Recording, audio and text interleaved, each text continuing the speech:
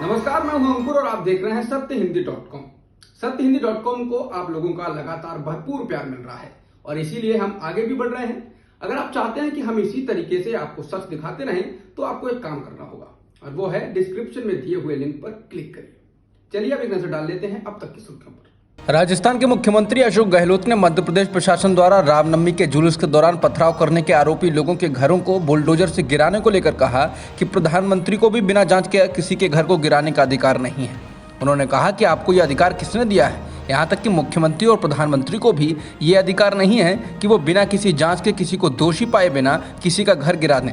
गहलोत ने जयपुर में कहा कि कल्पना कीजिए कि निर्दोष लोग किस हाल से गुजर रहे होंगे। उन्होंने कहा कि कानून के राज से ही देश चलता है। प्रदेश के मुख्यमंत्री गहलोत ने बीजेपी पर निशाना साधते हुए कहा कि बीजेपी के लोग चुनाव जीतने के लिए हथकंडे अपना रहे हैं और देश के लोगों को इनके हथकंडों को समझना होगा। दिल्ली के मुख्यमंत्री अरविंद केजरीवाल के द्वारा पंजाब के अफसरों की बैठक लिए जाने पर हुए विवाद में अब मुख्यमंत्री भगवंत मान का बयान आया है।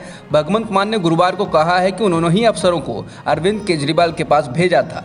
केजरीवाल ने बीते सोमवार को राज्य के अफसरों की बैठक ली थी और इस बैठक में भगवंत मान नहीं थे। इसके बाद कांग्रेस से लेकर श्रोमणी अकाली दल ने पंजाब की आम आदमी पार्टी की सरकार पर हमला बोला था और कहा था कि इस सरकार का रिमोट कंट्रोल दिल्ली में है। केजरीवाल ने यह बैठक Punjab state power corporation limited के बड़े अफसरों के साथ की थी।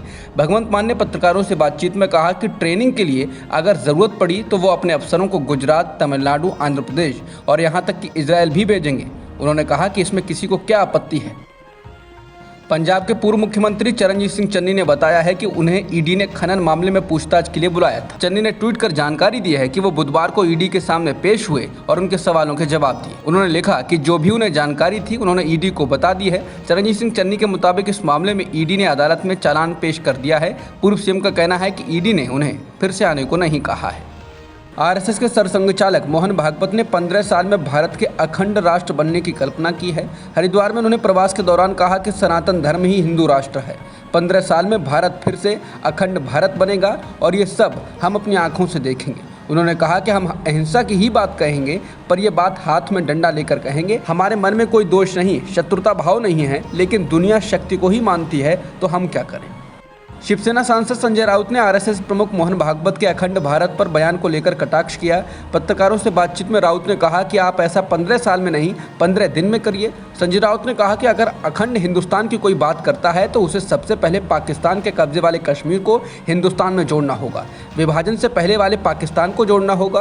कंधार तक हमारी सीमाएं थीं, वो भी ले लीजिए, श्रीलंका को भी ले लीजिए और एक अखंड हिंदुस्तान, एक महासत्ता बना लीजिए। राउत ने कहा कि लेकिन 15 साल का वादा मत करिए, 15 दिन में करिए या 2 साल में करिए, पूरा देश आपके साथ है, ये देश के लिए गर्व की बात है। आरएसएस प्रमुख मोहन भागवत के अखंड भारत के बयान को लेकर कांग्रेस की ओर से पार्टी प्रवक्ता सुप्रिया श्रीनेत ने न्यूज़ चैनल आज तक के साथ बातचीत में कहा कि पहले तो मैं ये पूछना चाहती हूँ कि भागवत जी कौन हैं? क्या वो प्रधानमंत्री हैं, गृह मंत्री हैं, जज हैं? उन्होंने कहा कि उन्हें लगता है कि मोहन भागवत की बातों का जवाब चुनी हुई सरकार को देना चाहिए। सुप्रिया श्रीनेत ने कहा कि भागवत जी अखंड भारत की बात कर रहे हैं, हिंदू राष्ट्र की बात कर रहे हैं। मैं उनसे पूछना चाहती हूं कि चीन हमारे घर में घुसकर बैठा है, मोदी जी तो उनका नाम नहीं लेते हैं, आप लेंगे क्या उनका नाम? क्या करेंगे चीन को बाहर निकालने के लिए? दिल्ली पुलिस ने कहा है कि बीते साल हुई धर्म संसद में किसी भी समुदाय के खिलाफ भड़काऊ बयानबाजी नहीं की गई। दिल्ली पुलिस ने यह बात सुप्रीम कोर्ट से कही है। दिल्ली में बीते साल 19 दिसंबर को एक धर्म संसद हुई थी जिसमें भड़काऊ बयानबाजी होने की बात सामने आई थी। दिल्ली पुलिस ने सुप्रीम कोर्ट से कहा कि उसने आरोपों की पूरी गहराई से जांच की और इस धर्म संसद के वीडियो और दूसरी सामग्रियों को भी देखा और ये पाया कि किसी भी समुदाय के खिलाफ कोई नफरत वाली बयानबाजी नहीं की गई। इसलिए जांच के आधार पर धर्म संसद को लेकर दायर सभी शिकायतों को खारिज कर दिया गया है। पुलिस ने इस संबंध में सुप्रीम कोर्ट के सामने हलफनामा भी दिया है और उसमें पुलिस से पहले सुप्रीम कोर्ट आने के लिए याचिकाकर्ताओं पर सवाल उठाया गया है। दिल्ली पुलिस ने हलफनामे में कहा है कि याचिकाकर्ताओं के इस तरह के आरोप कि पुलिस और भड़काऊ बयानबाजी करने वाले लोगों के बीच में कोई मिलीभगत है, ये पूरी तरह बेबुनियाद और कल्पनाओं पर आधारित है। एनसीपी के मुखिया शरद पवार ने कहा है कि कांग्रेस के बिना तीसरा मोर्चा संभव नहीं है। बताना होगा कि बीते दिनों में पश्चिम बंगाल की मुख्यमंत्री ममता बनर्जी और तेलंगाना के मुख्यमंत्री के चंद्रशेखर राव ने एनडीए और यूपीए से इतर तीसरा मोर्चा बनाने की कवायद की है। ममता बनर्जी और के चंद्रशेखर राव तमाम विपक्षी नेताओं से मिल चुके हैं और इन दोनों नेताओं की सियासी ख्वाहिश तीसरा मोर्चा बनाकर एनडीए के खिलाफ लड़ने और इस मोर्चे की कवायद करने की है। बेहद तजुर्बेकार नेता पवार ने कहा कि कांग्रेस अभी भी देश की दूसरी सबसे बड़ी पार्टी है और इसलिए उसे साथ लेना जरूरी है। गुजरात में कांग्रेस के नेता हार्दिक पटेल ने भी अब कांग्रेस पार्टी पर नाराजगी जताई है और अपनी उपेक्षा करने का आरोप लगाया है। इंडियन एक्सप्रेस से बात करते हुए पटेल ने कहा कि मेरी स्थिति पार्टी में उस नए दूल्हे जैसी है जिसकी नसबंदी करा दी गई हो। इसके साथ ही पाटीदार समाज के नेता नरेश पटेल को लेकर अभी तक कांग्रेस के किसी नतीजे पर नहीं पहुंचने को लेकर हार्दिक पटेल ने कहा कि कांग्रेस पाटीदार समाज का अपमान कर रही है। गुजरात विधानसभा चुनाव से पहले पार्टी पर बरसे हार्दिक पटेल ने पार्टी पर उपेक्षा किए जाने का आरोप लगाते हुए कहा कि मुझे प्रदेश कांग्रेस कमेटी की किसी भी बैठक में नहीं बुलाया जाता। कोई फैसला लेने से पहले वो मुझसे राय मशविरा नहीं करते हैं, तब इस पद का क्या मतलब है। पटेल ने कहा कि हाल ही में उन्होंने राज्य में 75 नए महासचिव और 25 नए उपाध्यक्षों के नाम घोषित किए। क्या उन्होंने मुझसे एक बार भी पूछा कि हार्दिक भाई आपकी नज़र में कोई मजबूत नेता इस सूची में गायब तो नहीं है।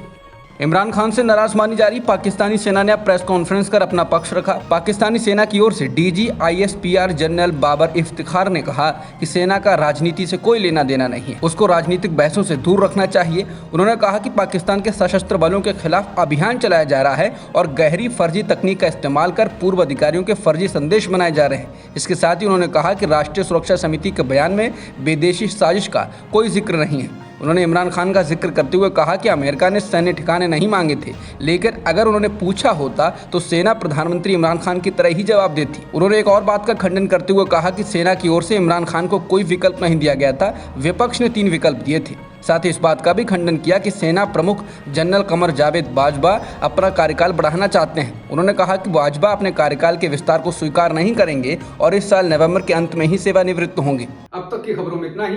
बाकी खबरों के लिए बने रहिए सत्यहिंदी.com के साथ।